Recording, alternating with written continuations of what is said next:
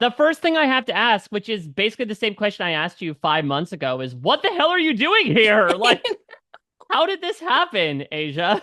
I know. I just feel like I honestly feel like I got so unlucky with this tribe. It's just like, in what world are you on a tribe with someone who you just in a simulation of 100 different lives, you wouldn't get along with them. So it's just like, okay, now my options are four other people. And then it's just like I felt like I was in a no-win situation where it felt like it was out of my hands. I know that it Hmm, felt very clear cut on the episode, which I'm excited to get into, but yeah.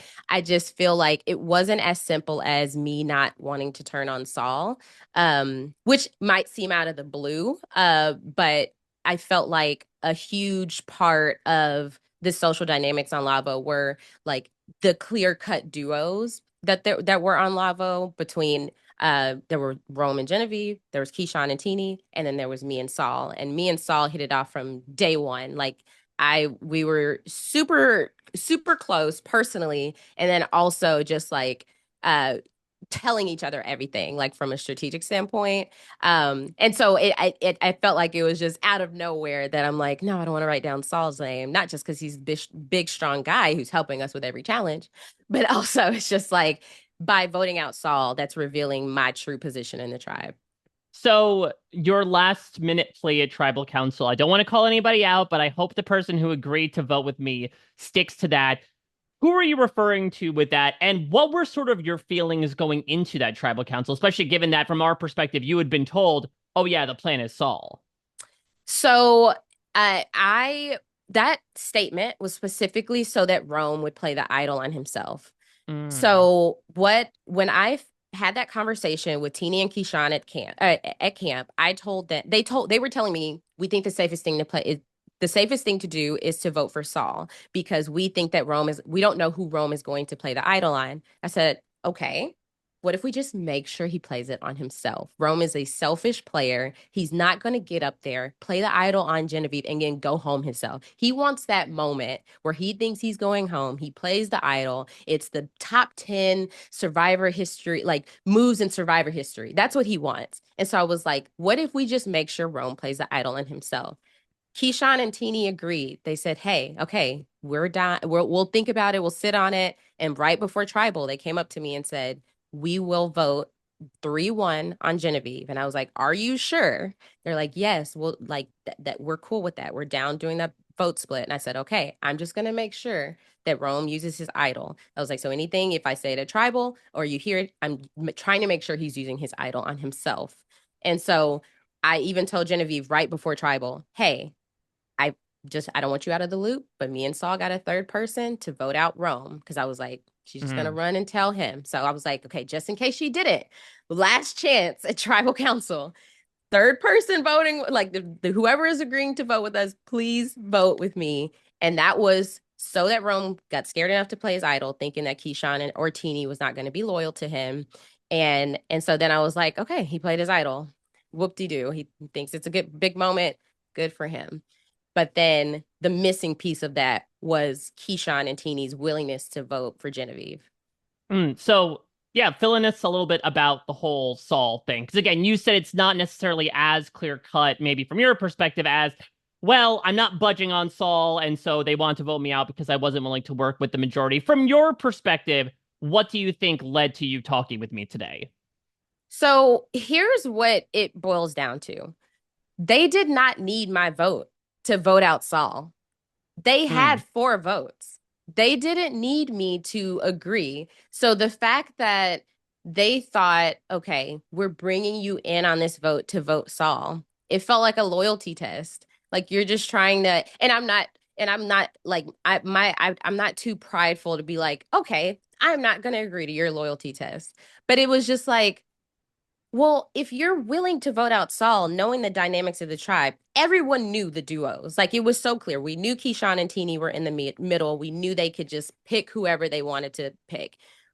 And so it was kind of like, if you're willing to get rid of Saul, then I'm next. Like not only are we going to be in a worse position going up against these other two tribes who just have like strong guys on their tribe, but you know that we're a duo. So it's not like you're gonna be like, okay, well, now Saul's gone. We're good with you. No, if you're telling me, oh, we're so scared for you. We think that if he plays the idol, you're going home. The only way I'm going home is if y'all are voting me. So like you're already in a position where you think you want me out, or like I'm in consideration if it's not Saul. And so it was already showing me that they were more loyal to Genevieve and Rome. And I just couldn't wrap my head around why they were siding with Rome. Because in Mm, me, the advantages are not enough. There's only so after he played, I knew he had Keyshawn and Teeny told me he only had one tribal to use it. And so I'm like, he uses his idol. All he has is an advantage moving forward, whether that's a still a vote or extra vote. That's all he has.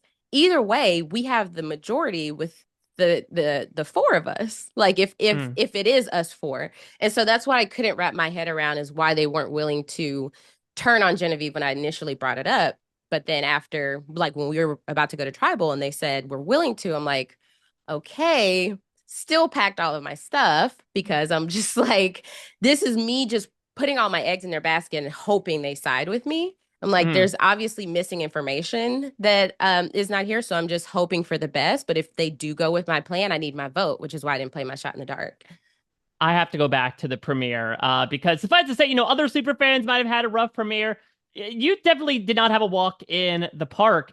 You step up to go on this journey on the first day, and you come back supplyless. And also, from our perspective, it seems like that is when, as Keyshawn calls it, the core four starts to form. And even though Teeny's trying to sort of be like, yeah, well, Asia could get in there too, it did seem like some seeds were being planted there. So talk to me about why you decided to step up in that moment. And did you feel that when you came back, there was a lot of ground to make up for from that perspective?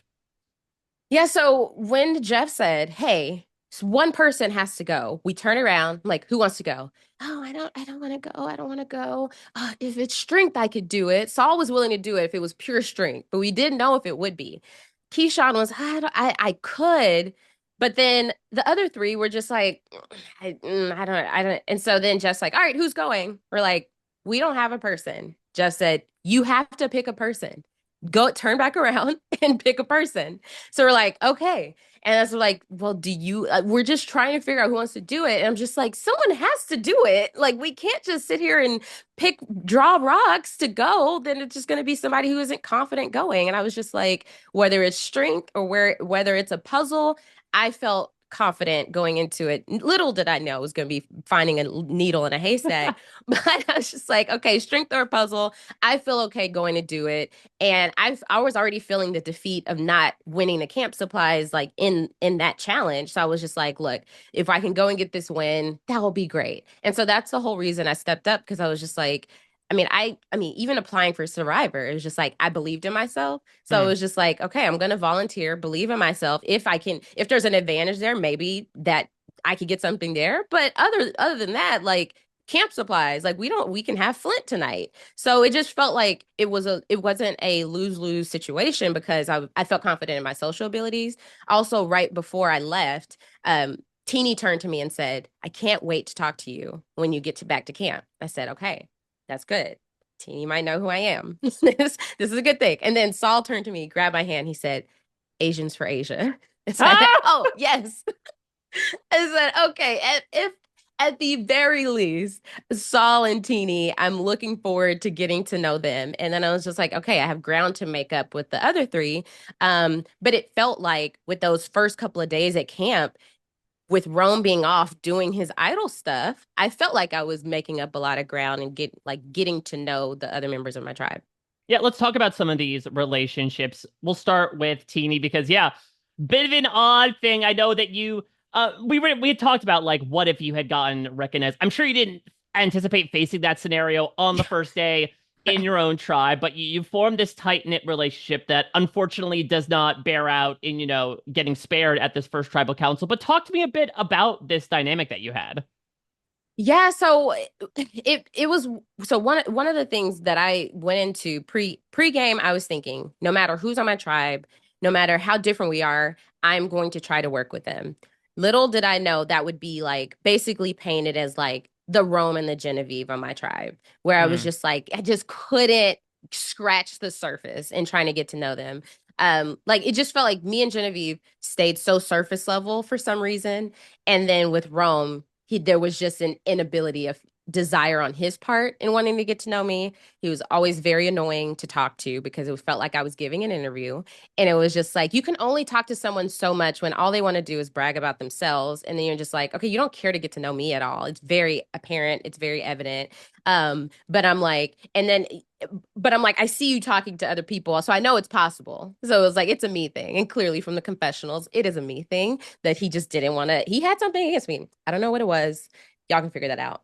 And so when I'm thinking about Teeny, I just didn't want to be, I felt like, okay, if someone knows me, I felt like I was going to be locked in and having to work with that person.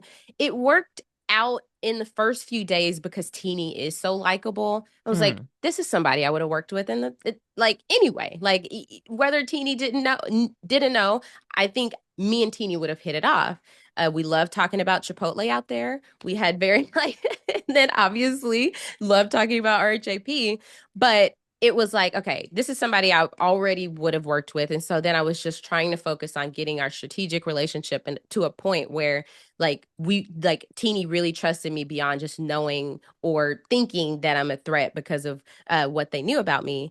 But then it was just kind of like, okay, once things started to transpire and I recognized there was a middle duo, I'm just like, well, isn't the move to take out the middle duo? But then it was just like anytime I talked to Genevieve and Rome about this situation, it was like, oh, I love Keyshawn. I love Teeny. And we would never want to get rid of them. I'm like, okay, so we are going against each other. Like there's no wiggle room here. There's not like I can say, but what about Keyshawn and Jeannie? Like, no, they just what there was just never that door open. So it was like, okay, I have to go all in. I have to put all of my eggs in this basket, and all I can do is reassure these two that I'm with this four. Like that, like it doesn't matter what happens. This is the four that I'm rocking with until our tribe is at four. And so the problem was me and Keyshawn had a conversation the day of tribal where Keyshawn was like, I'm going to be honest with you. I think if we got to four, I would be the first one to go. I think you would prioritize Saul and you would prioritize Sini. I'm like, we're not there yet. Why are y'all worried about that? We could literally not lose again. Like, what are you talking about? Why are we focused on that? Let's get through this vote. Why are you worried about it when it gets to four? Like, why are we playing for that when it's just like, actually, let's just not lose again? I know you can't plan for that, but that me and Saul were always like, so focused on trying to win. That's just me and Saul are just very competitive people. So we were just like, okay, we get through this. Let's just focus on winning. We try our hardest to win and we can win. We have that winner mindset. We don't have to think about, oh, the next tribal we go to, the next tribal. I know that may be realistic, but it was just like, no, we got to have confidence in ourselves. And so that's what really threw me off with Keyshawn is why it was like I was hurt, but I wasn't surprised that Keyshawn Mm. wrote my name down because we had had that conversation. Listen, I gotta keep scratching at this Rome thing because I know you're a very like even keeled, keeping your composure type of person. It's very rare to see you like visibly perturbed, and we saw that quite a few times in the edit when it came to Rome. I need more of your perspective on this. Mike, do you understand how annoyed I have to be to not only express it, but like vocalize how annoyed I am? Like, I swear, after my confessionals of venting about Rome, I just felt so much better because it was like I wasn't even just what I could say in confessionals. I just wasn't saying to everybody else, but we were like, when Rome was gone on his journey, do you know how much we got done at camp? We were just, we were moving, we were cooking, we were being productive, we built a swing, we were having a great time, laughs, giggles, like vibes were great when this man was not at camp. It's just like I understand he was excited. We're playing Survivor. We're excited, but he was just overconfident, so overbearing. Like even in that scene where he asked us, "Hey, can y'all work on the fire? Because I'm catching these little tadpoles." We're like, "Okay, yeah, sure." And then it's just like the minute we don't jump out of the water and sprint to go get firewood. I mean, he complained about everything. So just because we don't jump when you say jump, now you're mad. And then it's like he vented to me and Teeny one morning about no one caring about going to get firewood. And it's just like, I think it had even rained the night before. We're like, dude, what are you like? What's that gonna do? And so it just was so annoying because he was always focused on the fire at the wrong parts of the day. And it just was like, if we weren't running camp like he wanted to run camp, then he wasn't having it. And so that's why it was so frustrating because he wanted to be the provider, but he wasn't a provider. So it just was like so annoying in every possible way. And so me and Saul, you know, I like Saul was my safety blanket out there. We got to know each other so well. I went to UT, he went to OU. So we just was like, we had that rivalry going, but it was just like, we're going to show that a Longhorn and an Aggie, or a Longhorn and a Sooner can get along. So it was just like me and Saul just had the same, just like frustrations in the moment with Rome. And it's just like, oh my God. I don't even want to be talking about him right now, Mike. All right, well, let's move on to a brighter topic to finish things off. Because you alluded to this a little bit in your final words about the difference, obviously, between watching the show, analyzing the show, and actually being on there. And, I'm assuming you're going to be eager to get behind the mic once more once this is all said and done. What do you think is like the biggest thing you're going to keep in mind now as a Survivor analyst and podcaster, now that you have seen the other side of how the sausage gets made? I think the biggest thing is like having grace for the players because it's Mm. so easy to criticize and be like, oh my gosh, like one common thing I am seeing after last night's vote was like, why not do 2-2-2? It would have been so clear. Listen, if you're planning against an extra, because in my knowledge, not knowing if he had an extra vote or still a vote. If you have an extra vote, that's 7 votes. Then okay, 2-2-2. I'm going home anyway. Him and Mm. Genevieve want to be gone. That's clear as day. And it's not just from the edit. I feel like it makes it seem as if they were gun ho Saul until I was not willing to get rid of Saul. I'm sorry if I came to you and said, "Hey, Teeny, let's vote out Keyshawn," or "Keyshawn, let's vote out Teeny." Would you have done that? No. So why am I being punished for not wanting to vote out Saul? You didn't need my vote. And so you could have voted out Saul if you wanted to vote out Saul. And so I just feel like with now having played, I feel like it puts me in a position to understand how much you don't see and Mm. also how little cognitive skills you have at that point.